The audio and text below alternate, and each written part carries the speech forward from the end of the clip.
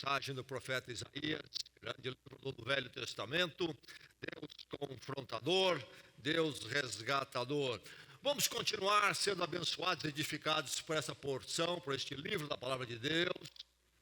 Hoje vamos então focar no capítulo 57 de Isaías, do verso 14 ao verso 21. Isaías 57, 14 a 21, é a porção do profeta Isaías, da palavra de Deus, para a bênção da sua vida e desta igreja nesta manhã. Antes deste texto, vamos recordar o verso que temos destacado como um verso-chave para nós nesta caminhada em Isaías. É o verso de Isaías 55, 6. Isaías 55, 6, vamos proclamar, ministrar juntos este verso. Então, busquem o Senhor enquanto é possível achá-lo, clamem por Ele enquanto está perto. Nós vamos ler então Isaías 57 agora, e o nosso foco está a partir do verso 14.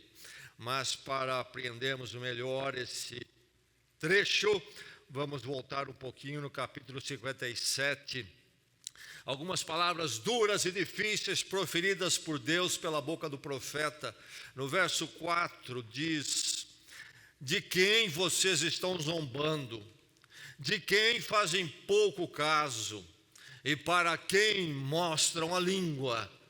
Não são vocês uma ninhada de rebeldes, uma prole de mentirosos? Vocês ardem de desejo entre os carvalhos e debaixo de toda árvore frondosa.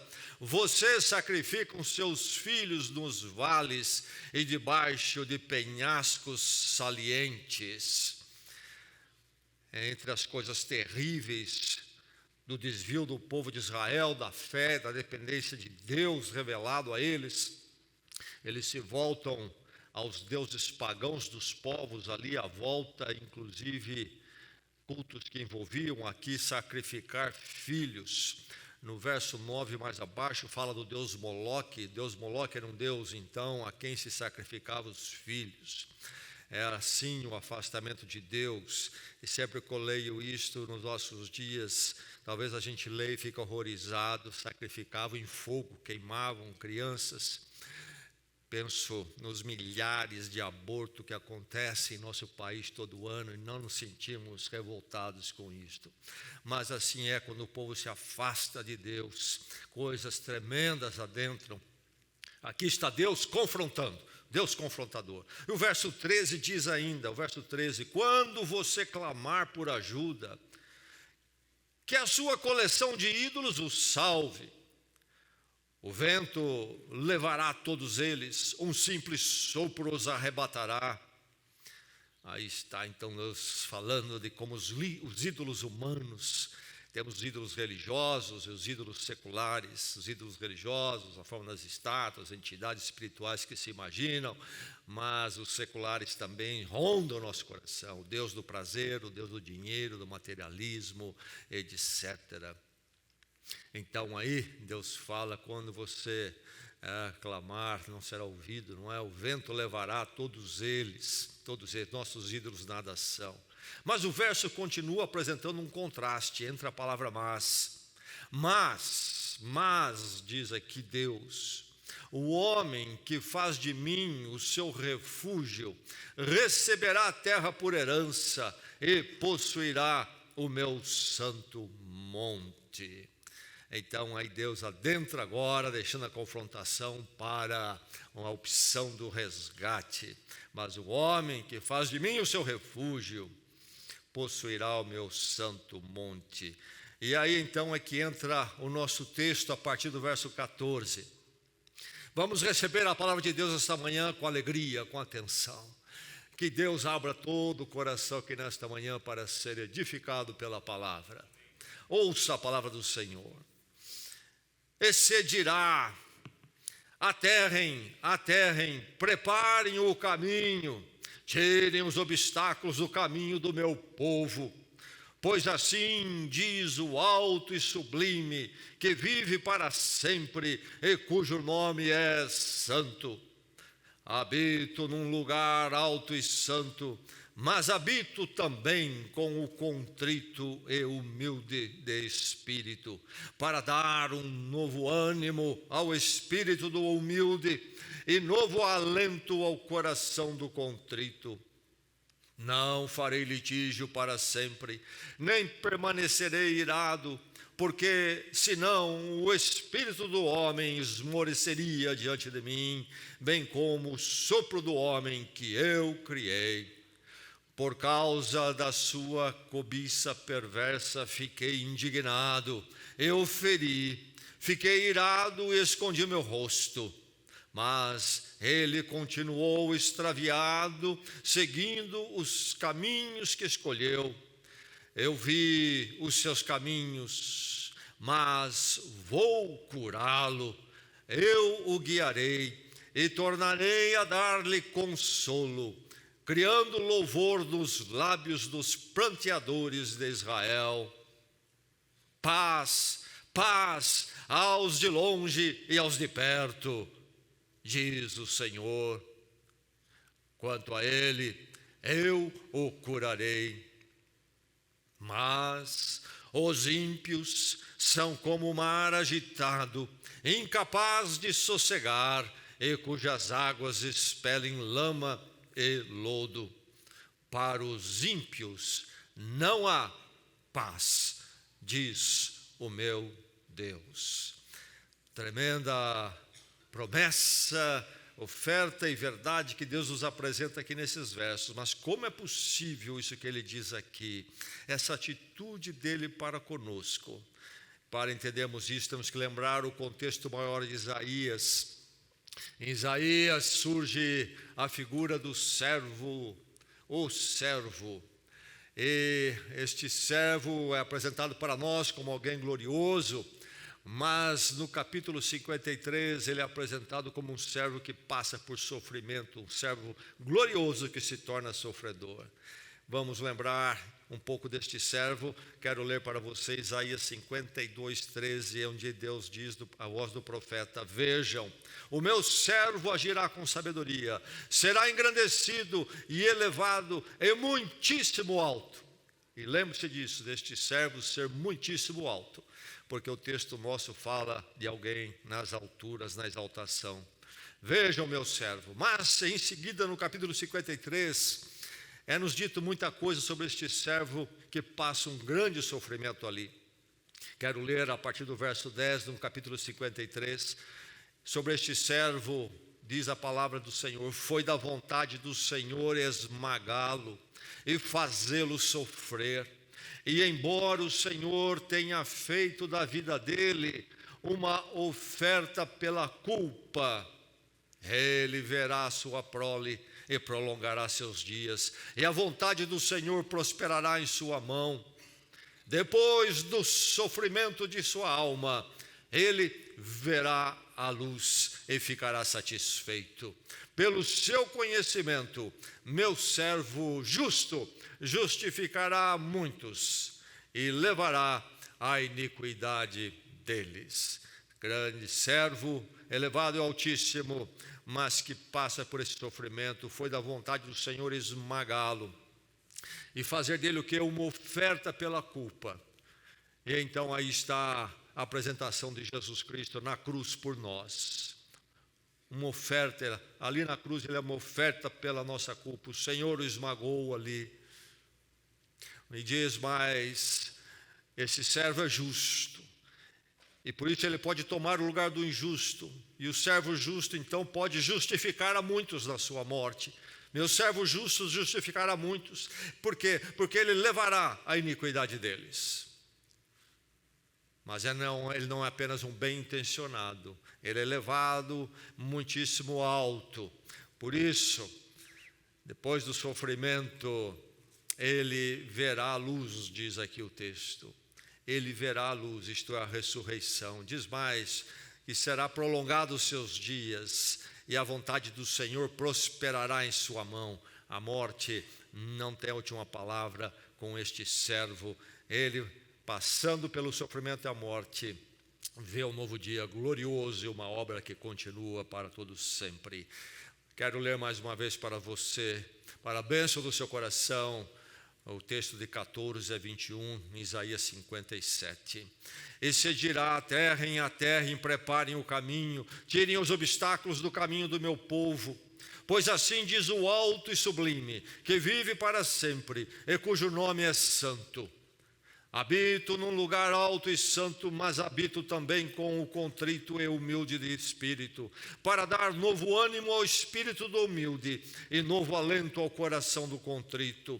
Não farei litígio para sempre, nem permanecerei irado, porque senão o espírito do homem esmoreceria diante de mim, bem como o sopro do homem que eu criei. Por causa da sua cobiça perversa, fiquei indignado e o feri. Fiquei irado e escondi o meu rosto, mas ele continuou extraviado, seguindo os caminhos que escolheu. Eu vi os seus caminhos, mas vou curá-lo.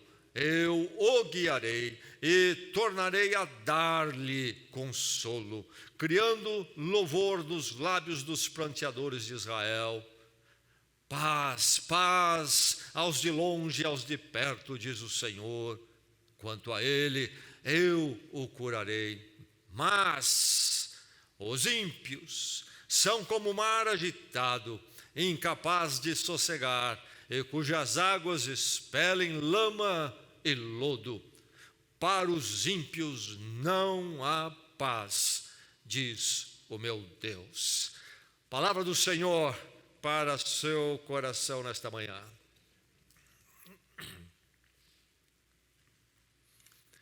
Poucos anos atrás, eu estava na cidade de Londres e, como todo bom turista, fui ver a residência da Rainha Elizabeth, o palácio melhor, de Buckingham. E diante daquele portão, olhei aquele prédio enorme, bonito. Fui informado que ele tem 775 salas, entre dormitórios, escritórios, etc. 775 ambientes. Banheiros, 78. Que casa! No outro dia, estava lá no bairro mais central de Westminster, onde fica o parlamento da Inglaterra. E logo estava com a minha esposa, percebemos que estava se aglomerando gente na calçada, ficamos curiosos, por que o pessoal está se ajuntando na calçada? E vi que também começou a chegar muito policial, então perguntei até, me parece a um policial o que estava acontecendo. Ele disse: olha, hoje é o dia anual de abertura do parlamento e a rainha sempre vem falar ao parlamento neste dia, e ela vai passar por aqui, por isso que as pessoas estão aqui. E lá fiquei eu também. E eu vi a rainha, ela passou ali, toda pomposa na sua limusine. Vi de relance a rainha, e quando a vi, eu gritei: Elizabeth, posso morar na sua casa? Sabe o que ela respondeu? Nada. Pensei, 775 quartos, não tem um lugarzinho para mim lá? Mas é assim. Nas estruturas deste mundo, nós não temos lugar entre os grandes exaltados, os elevados deste mundo. Mas surge aqui nesse texto alguém se apresentando como alto, sublime, e mais, santo, e mais, que vive para sempre, nos diz o verso 15. Alto, sublime, santo e que vive para sempre. Que personagem esta? Que grandiosidade, que glória! Mas quem é esse personagem? E por que é importante para nós ouvirmos sobre Ele, a sua grandeza e a sua glória. É porque com este aqui, maior que a Rainha Elizabeth, maior que qualquer ser humano que existiu, com este aqui é possível habitar. Há uma habitação possível com Ele. Eu posso, da minha pequenez, habitar com este, que é o maior de todos, tremendamente maior. Não só maior em poder e glória e poder, controle e soberania, mas maior também em virtude, santo, isto é, totalmente distinto, separado de tudo aquilo que é corrompido. Ele é santo, e mais, Ele é maior e glorioso diante da eternidade. Ele vive para sempre, e diz aqui o texto que eu posso habitar com Ele. Quem é Ele? Deus, simplesmente Deus. É possível a habitação com Ele. E este texto desta manhã tem esta mensagem maravilhosa para o seu coração. Você pode habitar com Deus. Aliás, o texto é uma exortação e convite. Passe a habitar com Deus. Com quem você está habitando? Com quem você tem habitado em última instância, no fundamento da sua vida, na melhor expressão do seu ser, presença e então de habitação. Com quem você habita? Com quem você habita? Passe a habitar com Deus, que se você não habita ainda esta manhã, você possa passar a habitar. E se você já habita com Deus, que você possa ser fortalecido nesta manhã, porque não há nenhuma outra companhia melhor com quem possamos habitar. Não há habitação melhor do que habitar com Deus. Pense em todos os lugares que você poderia habitar. Talvez até ser permitido morar lá no Palácio de Buckingham. Ainda não chegaria em nada nem de perto ao habitar com Deus. E o que nós realmente ansiamos lá dentro no nosso íntimo, é saber que habitamos com Deus. E enquanto não soubermos, teremos problemas e problemas sérios. Mas é realmente possível habitar com Deus? Sim, é possível. O acesso está liberado. Você ouviu no texto, não ouviu? No verso 14, o acesso está liberado. Aterrem os caminhos, diz o Senhor no verso 14. Preparem o caminho.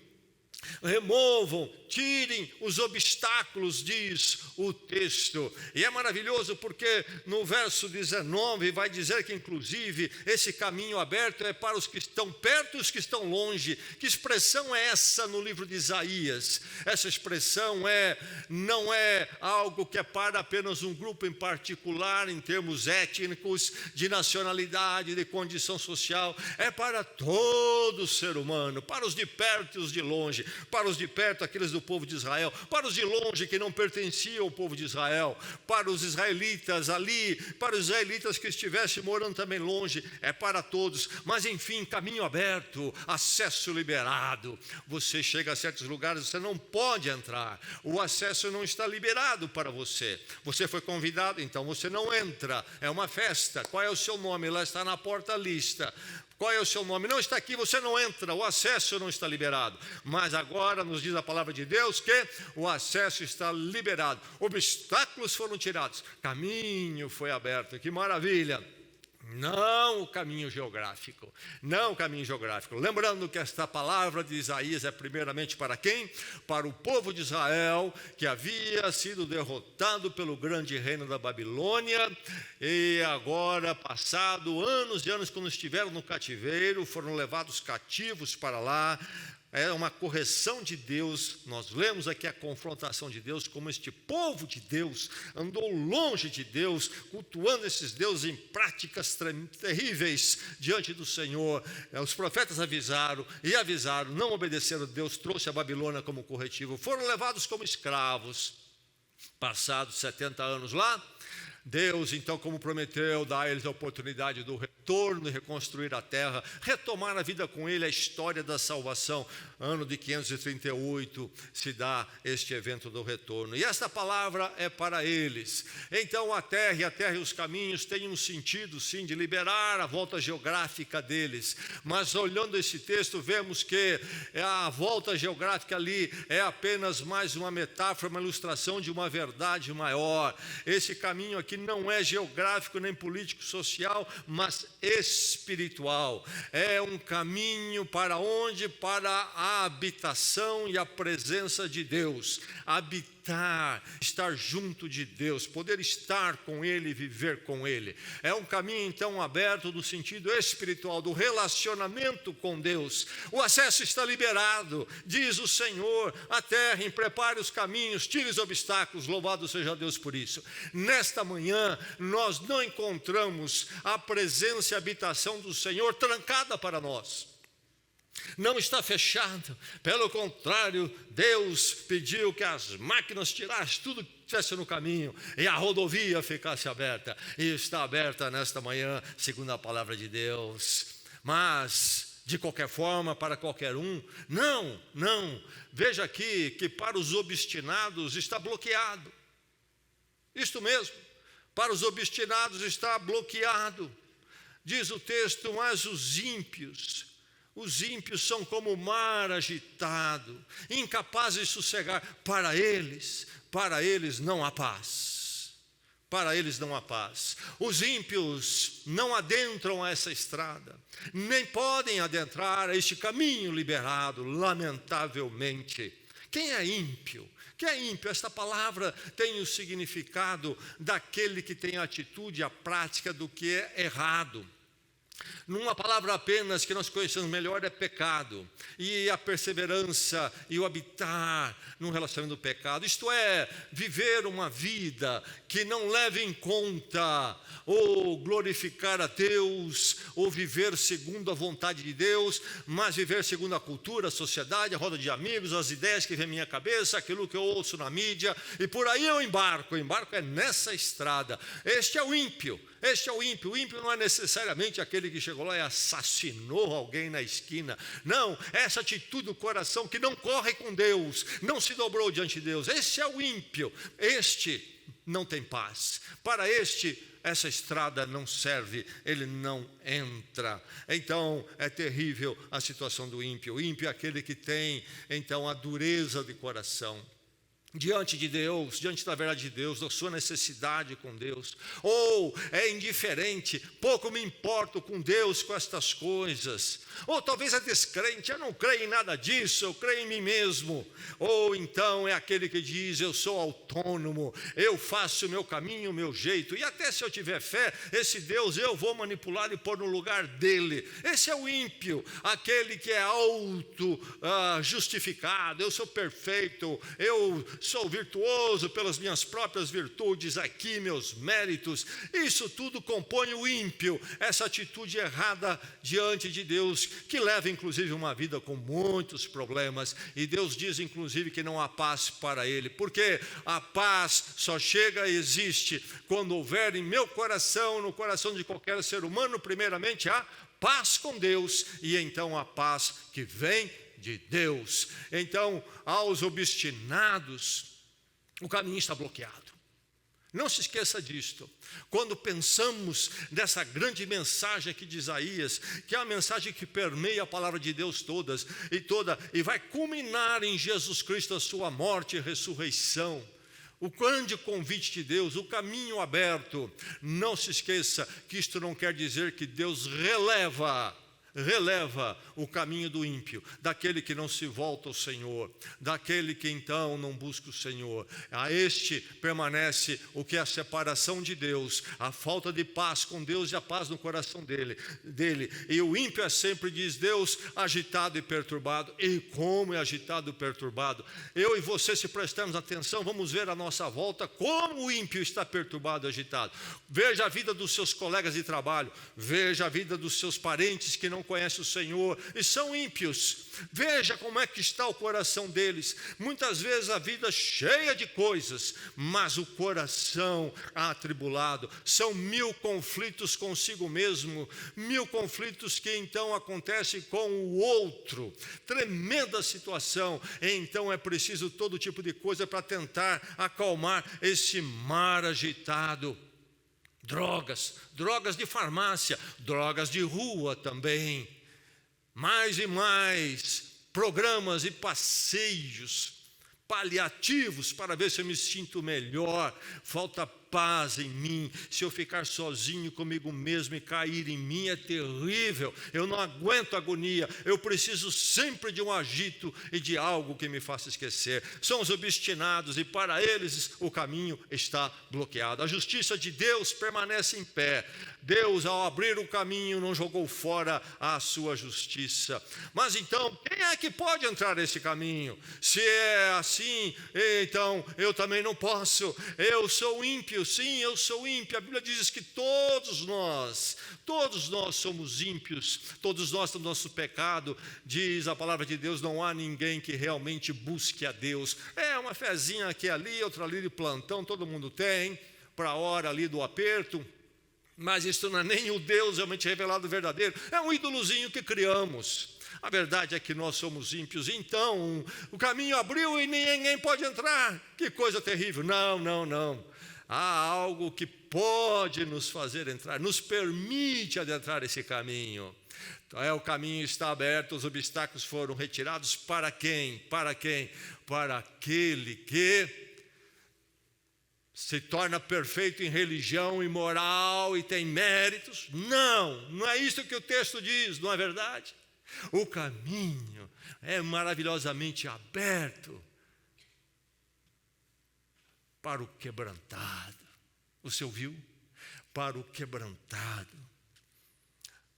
Passe a habitar com Deus, mas lembre-se, o quebrantamento é necessário. O quebrantamento é basilar. O quebrantamento é aquilo que permite você entrar nesse caminho e então estar com o Senhor. O verso 15 é chave aqui. Deus dizendo: habito num lugar alto e santo. Ele diz que Ele vive para sempre. Como posso eu habitar com Ele? O verso continua. Mas, Deus falando mas habito também com o contrito e humilde de espírito. E continua e diz que Ele vai dar alento ao coração contrito. Você ouviu a palavra contrição? Isto é quando chega o quebrantamento. O que é quebrantamento? O que é contrito? Esta palavra, na língua original do hebraico, tem um sentido de ser esmagado, até pulverizado. Para aquele que então é esmagado, pulverizado. Com esse eu habito. Mas pulverizado, esmagado, em que sentido? Do que está falando? Aquele momento quando então eu desço do meu orgulho. Ou melhor, o meu orgulho é arrebentado em pedaços. E esse comportamento de ímpio, de indiferença para com Deus, de descrença, esse comportamento de que eu sou bom, justo e perfeito, que exalta só meu orgulho, isso é arrebentado. Esse é o contrito. Aquele momento maravilhoso quando se chega aí a esta situação. Humilde de espírito, diz aqui. Veja bem, não humilde no sentido que usamos muitas vezes econômico, social. Ele é humilde, é alguém desprovido socialmente, economicamente. Não, aqui é humilde de espírito. Isto é, aquele que foi quebrantado no seu íntimo. Finalmente, toda explicação, todo orgulho, toda justificação, toda indiferença para com Deus, tudo isto finalmente veio à tona, e a dor foi grande, e em choro, em arrependimento, em mudança de coração, tudo aquilo é arrebentado, e agora surge em mim apenas o que? A humildade do espírito, carência sim, mas carência de Deus, da sua graça. E Deus diz que Ele que habita no alto, muito alto, Deus glorioso e que vive para sempre, que abre os caminhos, mas não para o obstinado, Ele abre o caminho para o contrito. Estou falando um coração aqui que já chegou à contrição diante de Deus, já chegou isso diante da sua vida, ou ainda não. Que maravilha é quando então há este reconhecimento, qual é a minha condição diante de Deus, como é que Deus vê, e qual é a verdade. Se eu tirar minhas vendas, que cegam os meus próprios olhos, e então a luz de Deus, se eu enxergar a mim mesmo, qual é a minha condição? Sou um fracassado diante de Deus, tenho errado, estou correndo por mim mesmo e não correndo com Deus, estou na minha autonomia, estou cheio de culpa, pecados, eu sou na verdade alguém carente. Não importa quanto eu tenho, o que eu seja, sou carente, sou alguém de espírito humilde, fui quebrantado. Quando chega esse momento, é o momento quando nós nos voltamos para Deus e nós sabemos que nós precisamos da graça e misericórdia dEle. É quando nós nos voltamos para Deus através de Jesus Cristo, em nós então buscamos o alívio. Onde encontrar? Em mim não é possível, nos outros seres humanos também não é, porque eles são iguais, eu sou, mas eu agora volto para o único lugar, Deus em Cristo, morrendo a minha morte, tomando Ele sobre Ele a minha pena, minha culpa, e morre na cruz em meu lugar. A minha culpa, a minha pena caiu sobre Ele, Ele morreu a minha morte, para que então agora eu possa receber a justificação, o perdão que eu não podia comprar ou merecer. Então somente o contrito vai chegar diante da cruz de Cristo, ou do Cristo crucificado, e clamar pelo perdão que não merece, mas que ali é concedido. Só o contrito, para se tornar cristão, se queremos usar esse termo, é necessário, exige a contrição. Ninguém se torna discípulo de Cristo, ninguém se torna salvo eternamente, ninguém chega à vida com Deus enquanto não chegar à contrição. Não é através de uma melhorazinha aqui, ali, um pouco melhor, que você se torna então aquele que habita com Deus. É, na verdade, aquele que chega contrito. A questão é, quem é que está mais perto, quem está mais longe? Sabe, isso até nos engana. Achamos muitas vezes que a pessoa que é socialmente mais boazinha está mais perto, às vezes está mais longe, porque como ele é reconhecido como bonzinho, maior é o orgulho dele e a independência dele de Deus. E ele jamais vai se sentir como alguém que precisa chegar ao quebrantamento, chegar à misericórdia de Deus na cruz. E aquele da vida terrível, devassa até, entra fundo, e ali pode chegar um dia uma agonia tal, desses caminhos profundos, e ele poder chegar a um quebrantamento. A verdade é que o bonzinho pode chegar, e aquele que é tremendamente mal também pode chegar, mas enfim, todos eles, os dois, estão longe de Deus, longe de habitar com Deus, até que chegue a contrição. E como é difícil isso. Por que as pessoas não querem nada com Deus e o Evangelho? Porque eles não precisam.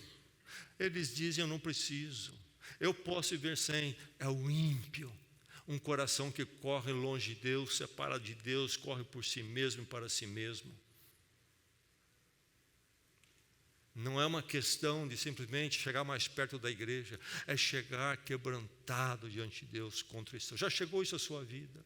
Você já entendeu realmente quem você é, qual é a sua necessidade, e então pôde encontrar esse caminho aberto e chegar à maravilha dessa vitória. Habitar com Deus é possível através do quebrantamento, porque Ele é um Deus gracioso. Ele diz aqui: não ficarei irado para sempre, o caminho vai ser aberto. Jesus Cristo vem, o servo sofredor, eu vou esmagá-lo, mas Ele vai justificar a muitos, Ele vai levar a iniquidade deles, vai levar essa condição de ímpio de cada um sobre Ele na cruz, e o contrito vai poder entrar por esse caminho e chegar à minha habitação e habitar comigo, que vivo para sempre. Então é um habitar eterno, agora habitando com Deus e habitando com Ele para todos sempre. Que experiência maravilhosa! Você já passou a habitar com Deus?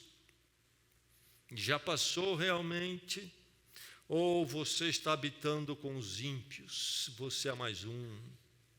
Passe a habitar com Deus. O quebrantamento é necessário, mas não é só uma questão de Deus nos receber como nós somos e ficarmos como somos, não. Há uma transformação que acontece, mas essa transformação é concedida. Não é uma transformação que acontece em mim pelos meus méritos, porque eu sou muito bom, então agora eu vou obedecer 10.000 regras e eu vou ficar ótimo. Não é assim e não é possível ser assim. Aqui adentra nesse texto o conceito da graça, conceito fundamental para o Evangelho, que vai tocar então no que? Na morte de Cristo por nós. Graça, o que é? Esta obra que é divina, não é humana. Graça é uma dádiva de Deus, algo que nos é concedido a partir do amor de Deus. E é isto que nós encontramos na morte de Cristo na cruz. Graça, misericórdia, uma concessão divina, e que nos transforma, não somente nos leva para habitar na presença de Deus, mas nos leva para habitar na presença dEle numa outra proposta de vida. O verso 18 diz que o Senhor viu os nossos caminhos, eu vi os seus caminhos, mas eu vi os seus caminhos terríveis, ímpios, longe de mim, mas, diz Deus, vou curá-lo. Quem vai curar o meu coração, a minha pessoa? Eu mesmo? Não. Deus é quem pode curar, e somente Ele. Eu não posso tirar a minha culpa, meu pecado, o pecado que habita em mim, o domínio dEle. Eu só posso ser curado por Deus. Vou curá-lo. E Deus diz mais: eu o guiarei. Agora eu creio em Deus e eu vou guiar a mim mesmo. Não, eu preciso que Deus me guie, eu preciso dessa concessão, ou melhor, desse favor imerecido dessa graça. E Deus diz mais: e eu vou dar-lhe consolo. Ao invés do ímpio para quem não há paz, o consolo da presença de Deus estará comigo para me dar toda a paz. Deus diz mais, que Ele vai fazer isso como criando louvor nos lábios dos pranteadores. Quem vai criar louvor em mim? Isto é, este voltar-se para Deus e ver a glória dEle, saber que eu estou na presença desse Deus glorioso e eu habito com Ele para sempre. E contemplando, não consigo fazer outra coisa a não ser sempre cultuá-lo e adorá-lo em primeiro lugar, acima de todas as coisas. Como que isso vai surgir na minha vida? É uma ação de Deus também, criando, isto é, Ele criando louvor nos lábios dos pranteadores de Israel. Isto é, nos lábios daquele que chega à contrição, do pranteador, daquele que se quebranta. Esse então vem receber esta ação de Deus, que faz algo novo nele, faz algo novo. Somente Deus em Cristo pode assim fazer. E aí Deus diz: paz, paz para os que estão perto, para os que estão longe. Aí finalmente, não somos mais o ímpio como o mar agitado, perturbado, mas nós sabemos no nosso coração que pela graça e misericórdia dEle, e então essa transformação que Ele me concede na sua graça, eu agora sou dEle, estou em paz com Ele. Lá dentro eu sei que pelos méritos de Cristo por mim na cruz é concedido a mim o reconectar, o reconciliar com Deus. E nos méritos de Cristo, não nos meus, deixo de ser o ímpio, entregue à perturbação para encontrar agora paz com Deus. Então a paz em Deus, a paz que excede, segundo o apóstolo Paulo, a todo entendimento, é aquilo que o meu espírito anseia e busca. Deixe-me dizer que há pessoas realizando muito na nossa sociedade e cultura, na verdade, encontramos alguns muito dinâmicos, mas deixe-me dizer que, ainda que sejam iniciativas legítimas e corretas, infelizmente, a maior parte do agito em realizar coisas da sociedade vem da perturbação, pensando que isto, aquilo vai responder ao anseio mais profundo do Espírito, algo que é inquieto aqui dentro, e não será. E é mais isso, e é mais aquilo, e é mais isso, e é mais aquilo. Não encontra, porque o problema mais fundo é uma questão do meu espírito com Deus. Meu espírito precisa se tornar humilde, chegar ao quebrantamento. É essa transformação. A grande mensagem da palavra de Deus nesta manhã é: habite eternamente com Deus, vivendo na paz dEle, quebrantando-se diante da mediação de Cristo na cruz, que ressuscitou ao terceiro dia. Para onde iremos, se não for quebrantados para a presença de Deus? Onde encontraremos paz, se não for na graça de Deus, se não for no quebrantamento diante dEle, reconhecendo humildemente nossa carência do perdão dEle por nós na cruz? Onde vamos acalmar, encontrar paz? Somente nele.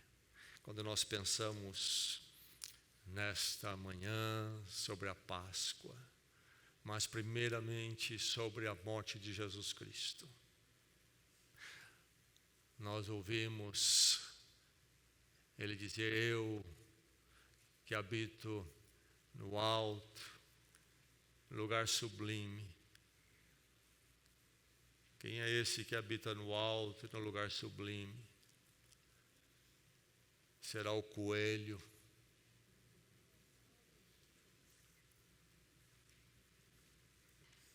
Eu acho, quando eu vi muitos coelhos nesses dias, e eu vejo ali, parece-me o diabo debochando da Páscoa,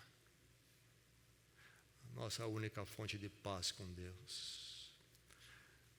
E o mundo usado pelo diabo fazendo deboche. Como podemos trocar a ressurreição por um coelho? Mas sabe, é sempre assim. Quando o mundo, movido pelo diabo, debocha de Deus, não sabe que está debochando de si mesmo. Quem é esse que tem apenas um coelho para abraçar? Tolo, pobre. Mas esta manhã nós temos o perdão gratuito de Deus, é em Cristo, que morreu por nós para termos paz com Deus. Ele vive para sempre, a morte não pôde retê-lo, e nós somos dele para todo sempre. Amém? Vamos orar.